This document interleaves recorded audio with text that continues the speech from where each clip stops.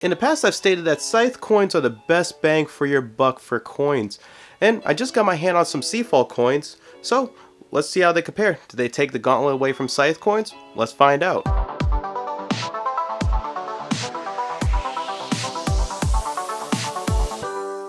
Hi, I'm Gary Pope from latetothetable, and just to start, last time I made a video about coins, I got a ton of criticism about basically everything that I've stated about Scythe Coins being the best bang for your buck when it comes to coins. That was quite a bit of complaints. So I went ahead and shelled out the 50 bucks it takes to get these coins, get it several days to mailed out to me, and to test them out just to prove to you guys that you guys are all wrong about these Seafall coins.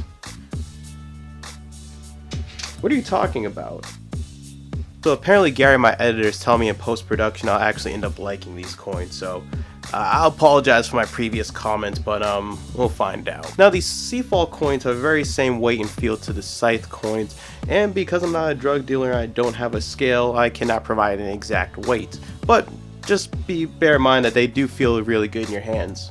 Kind of like drugs. Also note that there's 108 coins in the box, and including shipping in the US, it's roughly about 50 bucks total. So it comes out to roughly about 46 cents a coin. Also to note, the coins are separated into 1s, 5s, and 10s.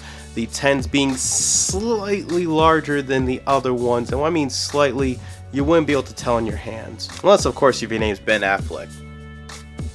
Never forget. The denomination is set to be 42 1s, 32 5s, and 34 10s, which comes out to be a total value of 542, depending on, it could just be useful whatever games you're playing. Now, while the coins aren't 100% themeless, they are very loosely based off of a pirate theme.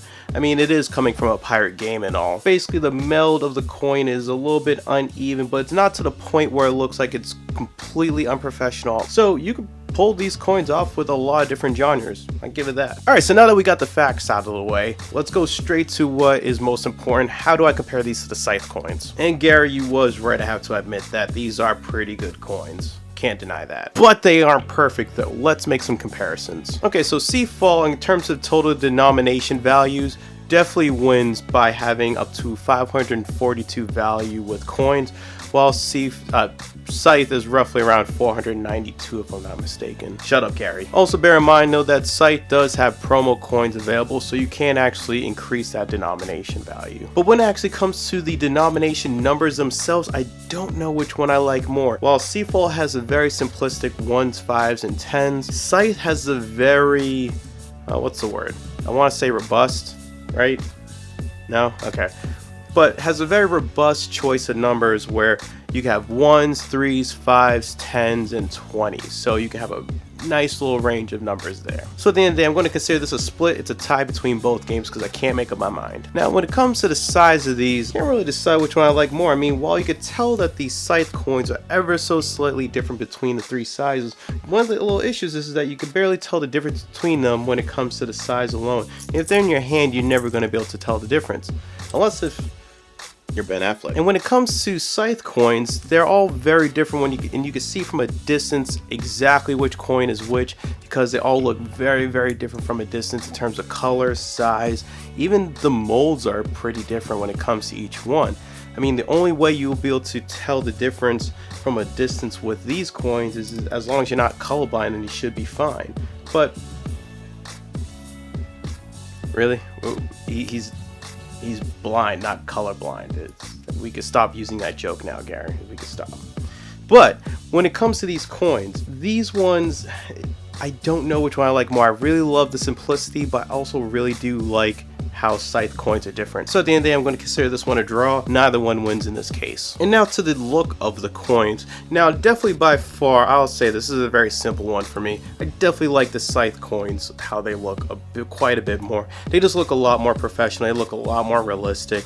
I mean, they're stained and everything, and it just looks way better than the plain Seafall coins. I mean, these are so generic and so themeless and so plain that while that's a good thing at the same time, I do like the what's the word? Gary, I need a word. No, it's not gonna do the I like the I just like how these look.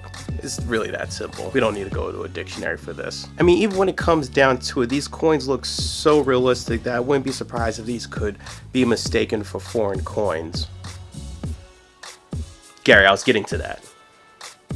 Thanks, Gary. I was getting to that exact point next. So when it comes to theme, the Seafall coins are definitely super themeless when it comes down to it. I mean, even though they do have a pirate theme to them, it's very loosely based.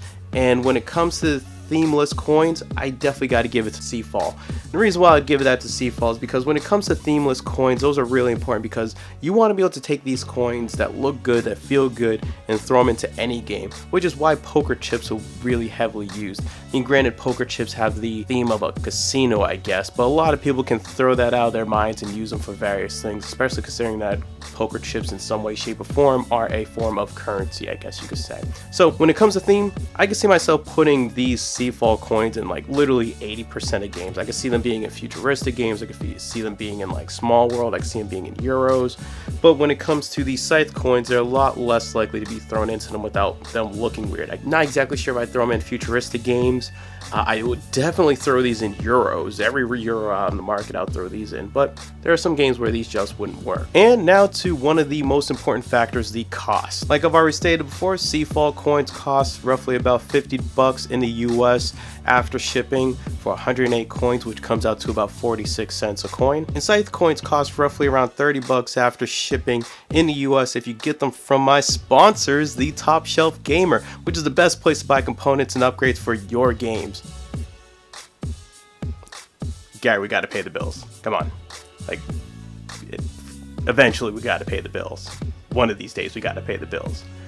We really should pay the bills, Gary. So in the end, you get roughly about 80 coins for $30, which comes out to roughly about 38 cents every single coin. So here are my final thoughts. Gary, drum roll please.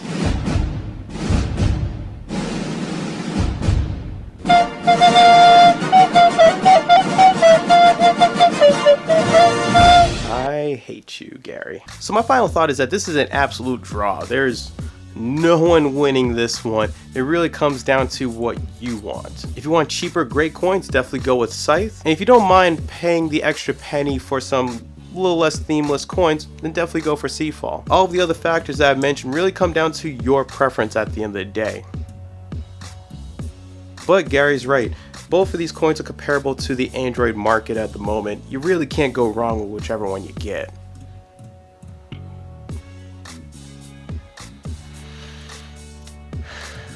We almost made a one video without insulting half our demographic, Gary. Thanks. And once again, this is Gary Pope from Late to the Table. So it seems that Scythe and Seafall have some of the best coins out there. Did we miss anything? Are there any of the better coins that you think that are out there on the market right now? Be sure to let us know in the comments below. Also, everything in this video is in the description down below. Be sure to click on the affiliated links. Clicking those links help me, help you, help me to get stuff to then eventually help you in the future. And once again, be sure to like and subscribe to the video. And thanks for watching. Peace, guys. See you. Thanks for watching Late to the Table. This episode is brought to you by my go-to place for upgrades and accessories for your favorite tabletop games, Top Shelf Gamer.